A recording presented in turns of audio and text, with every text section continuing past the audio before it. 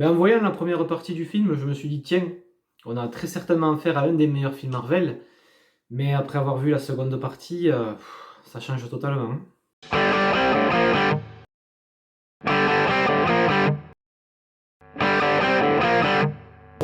Viens avec moi si tu veux vivre. Bonjour tout le monde et bienvenue sur The Judgment Club, j'espère que vous allez bien. On se retrouve aujourd'hui pour la sortie de Black Widow, réalisée par Kate Shortland avec Scarlett Johansson dans le rôle titre. Black Widow qui est le tout premier film de la phase 4 du MCU. Pourtant, l'histoire du film se situe dans la phase 3, entre Captain America Civil War et Avengers Infinity War. Alors, quelle est l'histoire du film? On retrouve Natasha Romanoff qui, juste après les événements de Civil War, essaye d'échapper à Ross. Elle y réussit. Et elle va se faire attaquer mystérieusement par un ennemi assez badass, Taskmaster. Elle va s'apercevoir que en fait, il ne veut pas de mal, il veut juste récupérer quelque chose qu'elle a dans le coffre. Et il s'agit tout simplement d'un gaz en fait, qui permet d'annuler le contrôle sur toutes les veuves noires de la planète, que sa sœur lui a mis dans le coffre. Elle va aller à la rencontre de sa sœur et forcément le but est de faire tomber Dreykov qui au final n'est pas mort pour pouvoir sauver le monde. Voilà grosso modo les grandes lignes de Black Widow. Alors, qu'est-ce que j'ai pensé du film? Je suis très partagé. Au final, non, j'ai absolument pas aimé. Pourquoi? On va parler des points positifs et aussi des points négatifs. C'est pas compliqué. Point positif, première partie. Point négatif, seconde partie. Pourquoi première partie? Point positif. Pour la simple bonne raison que quand on rentre dans le vif du sujet et quand le film commence, on est dans quelque chose de sérieux, dramatique, très froid aussi. On te montre les moments quand elle est jeune, Natasha Romanoff, avec sa petite sœur, ou quand il récupère les enfants pour en faire donc des veuves noires. On te les montre dans des conteneurs, on le voit Dreykov qui dit voilà celles qui sont pas prêtes, vous les éliminez, tout ça. Donc on est vraiment plongé dans cet univers-là très froid comme ça. Le rythme du film est aussi assez effréné et l'atmosphère générale est sérieuse. Et là, c'est vraiment un plaisir. Quand ça commence comme ça, tu te dis mais oui, alors si c'est ça devant tout le film, franchement, il n'y a aucun souci.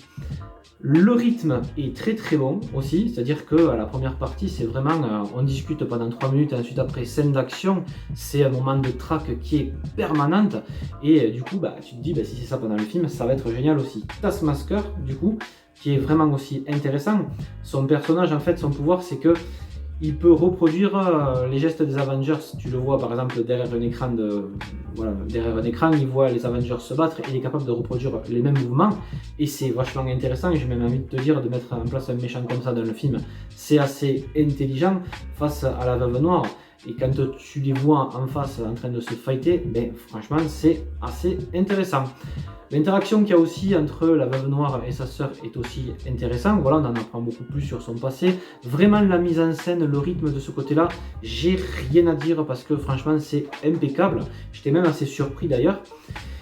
Et le problème, c'est la seconde partie, le moment où ils décident d'aller récupérer Alexei, le père adoptif qui est enfermé dans une prison. Ils le font évader. Et là, tu te retrouves avec une longueur et surtout avec des dialogues totalement farfelus, inintéressants. Même Scarlett Johansson, tu te demandes qu'est-ce qu'elle fout là au milieu. Tu as l'impression qu'elle se pose aussi la question.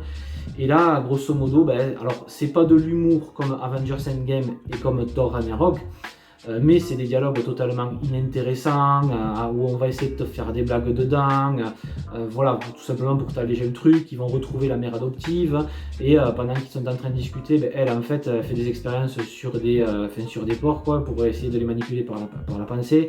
Elle t'explique ça pendant 5 minutes, mais qu'est-ce que ça fout là, quoi, grosso modo? Tu es en train de me proposer un rythme effréné avec une track, et d'un coup on va te parler de ce genre de choses. Voilà, on va parler 2-3 minutes des retrouvailles, et puis pendant 10 minutes, c'est des dialogues vraiment qui ne servent à rien, qui sont inutiles, même qui sont pénibles, j'ai envie de te dire. Et grosso modo, vu que ça dure assez longtemps, ça, grosso modo, ça chute, quoi. C'est-à-dire que toi, tu es là, tu es avec un rythme effréné, et puis d'un coup, voilà, la tension redescend, et tu te dis, mais pourquoi vous partez dans autre chose? Quelle est l'utilité d'aller foutre un peu d'humour comme ça à la con? Alors voilà, c'est pas des punchlines, c'est pas des gags de merde, quoi, mais voilà, ça te sort complètement du film, et tu as l'impression que le film part sur une autre direction. Et juste après donc arrive cette fameuse grande bataille finale, le moment où Natasha Romanoff va à la rencontre de Dreykov pour essayer de l'empêcher de mettre en place son plan. Et là c'est pareil, la bataille finale en fait, il n'y a rien d'exceptionnel quoi. C'est-à-dire que grosso modo, à part des explosions et échappées explosions, il n'y a même pas de baston quoi. À la fin, quand ils arrivent sur le sol dès que la station en haut en fait explose, là t'as même pas de fight avec Taskmaster. Pourtant Taskmaster on n'arrête pas de te le teaser à chaque fois sur des scènes badass au début où il reproduit les mouvements de Captain America, de Black Panthers. Et à la fin, à part 2-3 acrobaties, réussit à l'arrêter d'un coup. Non quoi, putain, mais moi un impact à la fin quoi. Enfin, voilà, tout ça pour ça, tu te dis. Bon, ben non quoi, donc c'est vraiment ça le gros problème quoi, ce rythme qui est cassé par des phases d'humour et de légèreté qui ne servent strictement à rien à part te faire plomber le film complètement, et un final qui, ouais, alors à part des explosions, parce qu'après oui c'est bien fait au niveau des effets spéciaux, il n'y a rien à dire, mais grosso modo, voilà, t'as vraiment que ça et tu t'attends à un fight entre la Veuve Noire qui au final ne se bat pas tant que ça, avec elle et Taskmaster à la fin, et franchement quoi, non quoi, non, tu te dis tout ça pour ça. Voilà, encore une fois, qu'est-ce que je voulais que je vous dise, c'est la direction que prend Marvel et Disney. Voilà, essayer de te mettre des choses assez sérieuses. Pourtant, il y avait des choses vraiment exceptionnelles dans la première partie, je vous dis, qui valent le coup. Et au final, ben voilà, on change de direction. Non, au final, il ne faut pas mettre trop de sérieux, il faut rajouter de la légèreté. Et là, tu as envie de te dire, tu as même envie de te lever, de te barrer, de te dire, bon ben voilà, quoi, tu essayes de me vendre quelque chose au début et au final, ben, tu me prends en contre-pied. Ben, c'est exactement ça, quoi. Le film il te prend en contre-pied, t'as vraiment, et au final, ben, le film est trop long, il fait 2h15, et t'aurais enlevé toute cette seconde partie avec tous ces dialogues qui ne servent à rien au final, tout cet humour à la con, ben, tu faisais 1h30 de film, genre un gros trailer de fou, et ça passait vachement. Voilà. Bon, après, l'hommage envers Natasha Romanoff et vers Black Widow est assez intéressant, notamment pour les fans du personnage.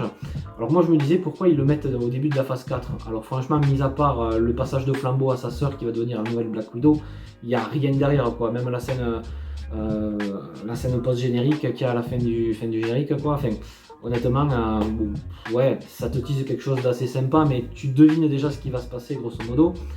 Après, honnêtement, moi d'un point de vue personnel, Black Widow, pas forcément un personnage qui m'intéresse tant. Je pense que pour un premier film de la phase 4, il aurait fallu peut-être commencer par un nouveau personnage qu'on ne connaît pas, genre Nova ou Namor, quoi, ou carrément nous faire attaquer directement Shang-Chi ou les Éternels, pourquoi pas.